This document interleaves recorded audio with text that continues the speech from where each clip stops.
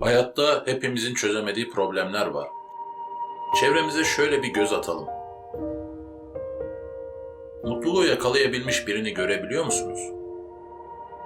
Hani içten yanmalı motorlar vardır ya, bunlar enerjinin bir formunu alırlar. Tabii bu enerji kimyasal ya da elektrik enerjisi olabilir. Bunu mekanik enerjiye çevirirler. Aynı bu şekilde insanların olaylardan mutluluk çıkarabildiğini gördünüz mü? Ben pek göremiyorum da hani siz belki görmüşsünüzdür diye bir sorayım dedim.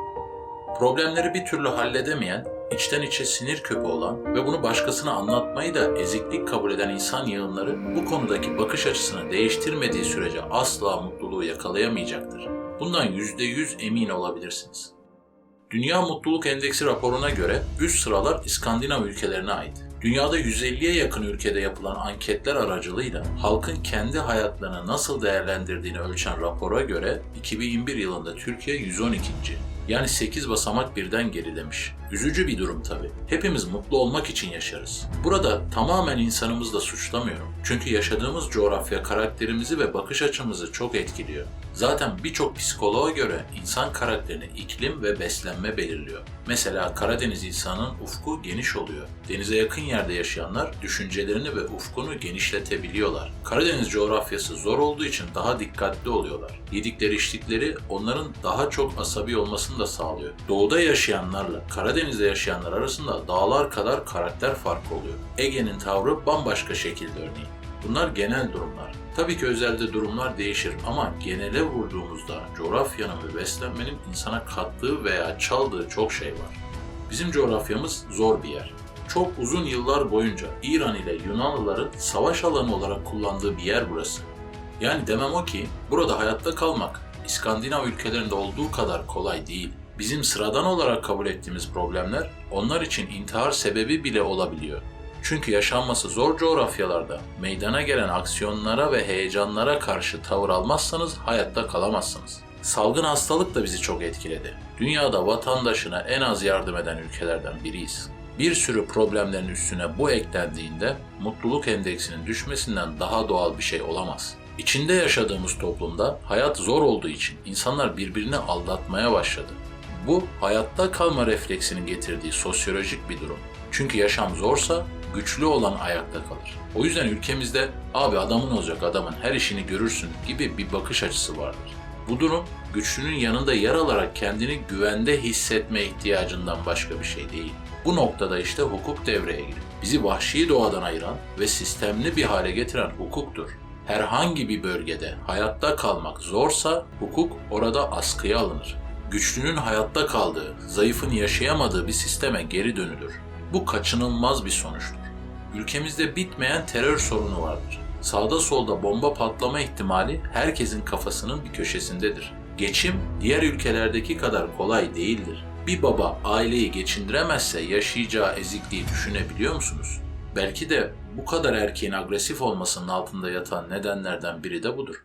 Bizim toplumumuzda evini geçindiremeyen adam değildir, ciddiye alınmaz. Yani böyle düşünülür maalesef.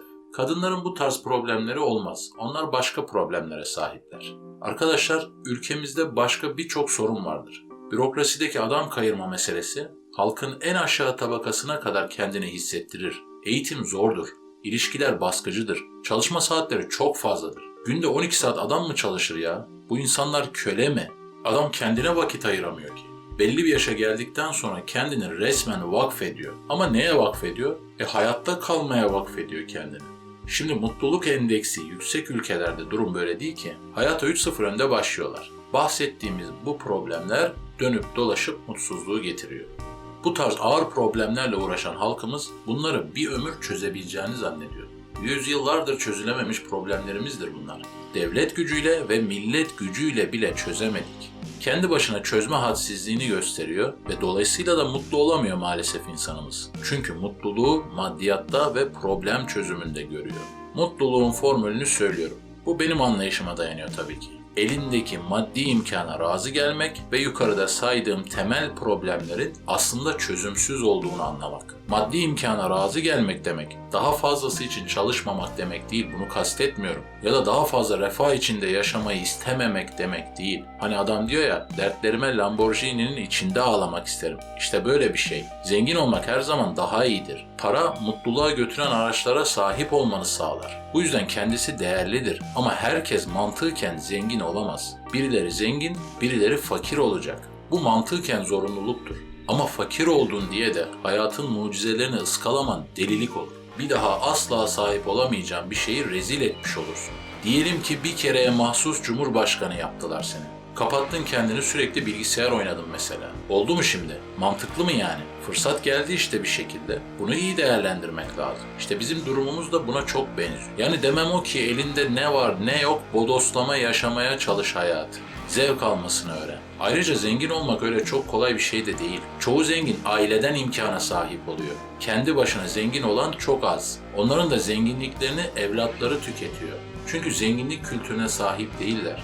Dolayısıyla zamanın bizim için su ve besin gibi tükenen bir kaynak olduğunu hissetmemiz gerekiyor. Hem de bütün hücrelerimizde. Bugün dünya kaynaklarının en azından 3 aşağı 5 yukarı ne zaman tükenebileceğini öngörebiliyoruz ama zaman kaynağının ne zaman tükeneceğini öngöremeyiz. Bu yüzden her yeni bir gün adeta yeni bir fırsat olarak değerlendirilmeli.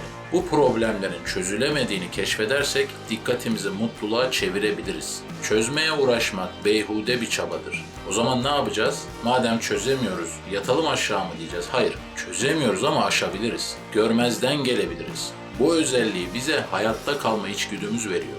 Evren devasa olduğu için, anlama kapasitemizi çok fazla aştığı için evrenle alakalı birçok detayı görmezden geliyoruz, anlayamıyoruz. Bir karınca Andromeda galaksisini kavrayabilir mi? Biz de evreni anlayamıyoruz ve kendimize izah etmek için bir sürü yalanlar uyduruyoruz. İşte bu özelliğimizi hayata da uygulamamız gerekiyor.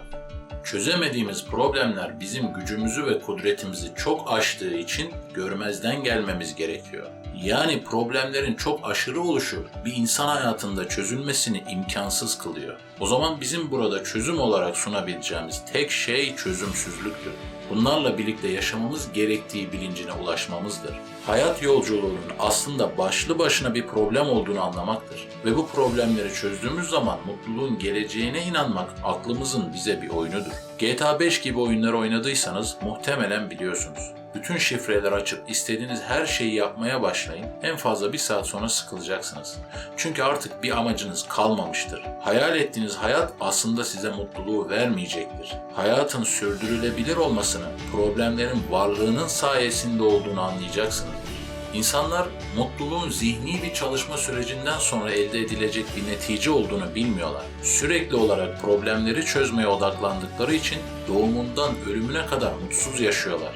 Yığınla insan kendilerine verilen bu nadide şansı bu şekilde heba ediyor. Bir de kronik mutsuzlar var. İnsanın hayat enerjisini çalanlar. Sahip olduğu güzelliklerin hiçbir şekilde farkında değiller. Hep eksikliği görür bunlar. Tamam, iş hayatında güzel bir özellik. Bu adamlara proje inceletmek lazım. Nerelerde hata olabilir? Nerelerde kusurlar var? Bunları çok iyi görürler. Bu arada bir düşünce tarzı bir açıdan eksiklik olarak değerlendirilebilir ama başka yerlerde de faydalı olabilir.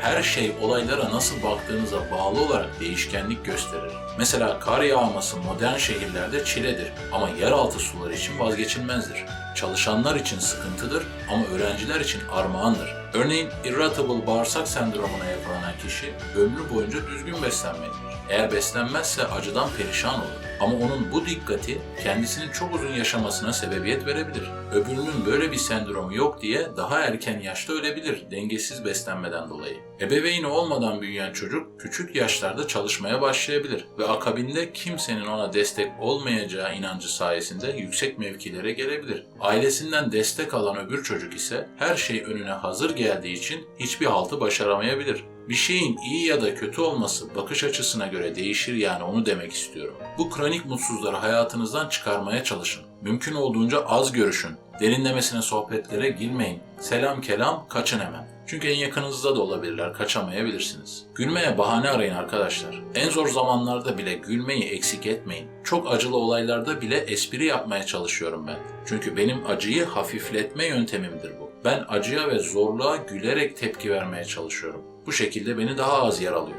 Mutsuzluğun en büyük problemlerinden biri de yanlış iş tercihidir. Çünkü hayatımızın sonuna kadar, yani en azından emekliliğimize kadar günün çok büyük bir bölümünü işte geçireceğiz. Yanlış iş tercihi hayat karartır. Ben birine bir ömür ceza vermek istesem onu hiç sevmediği bir işe koyarım. Kendi kendini yer bitirir zaten. Sıkıntılarımızın çözümüne odaklanmayacağız. Şu sıkıntıyı bir çözeyim, başka bir şey istemem mantığı bizi bitiriyor. Her biten sıkıntı yenisini doğuruyor. Bu döngü bir türlü kırılamıyor. Arkadaşlar, bıçak ile İsveç çeliği kesilemez. O zaman madem elimizde bıçak var sadece, bu bıçağın yapabildikleriyle meşgul olalım. Başkasında ne var diye ömrümüzü tüketmeyelim. Her zaman mutlu olun. Başka bir günde görüşmek üzere.